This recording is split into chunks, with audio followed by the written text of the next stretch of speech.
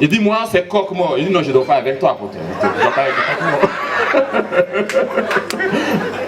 Alors, on va vous inviter, c'est samedi, c'est ça? On va vous inviter samedi. Mais je vais faire un petit truc que j'ai fait tout à l'heure en atelier. Pour ceux qui ont suivi les Jeux de la francophonie à Abidjan, ils m'ont vu peut-être sur scène. On va faire ça. C'est Coco, Titi, Assa. C'est Coco, Titi, Assa. C'est Coco, Titi, Assa. Bibi, si, di, fi.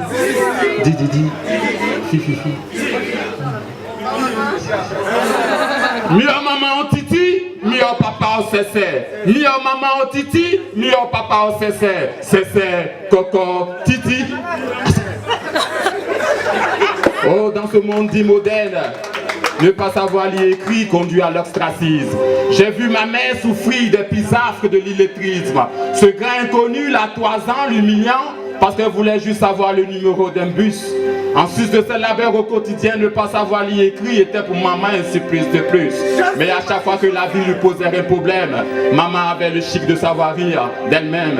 Ménagère et vendeuse au marché, maman se levait très tôt pour ne pas que nous, ses enfants, nous manquions d'un seul stylo. Finissait battue journalière, se couchait très tard. Mais elle prenait soin bien avant de savoir que nous avons fait tous nos devoirs. Des lettres des chiffres, maman ne savait rien à rien.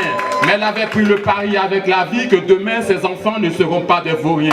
Alors elle investit son âme, son esprit, son corps. À défaut de nous offrir un confort insolent, maman nous embrassait d'un réconfort aimant. Et là, je pèse bien mes mots pour vous le dire. Très tôt, maman avait compris que l'école était de loin le meilleur cadeau qu'elle pouvait nous offrir.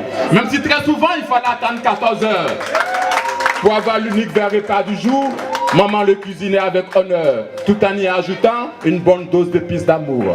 De son état d'illettré, maman n'a jamais été haineuse. Bien au contraire, voir grandir ses enfants, savoir lire écrit, elle en était bien heureuse.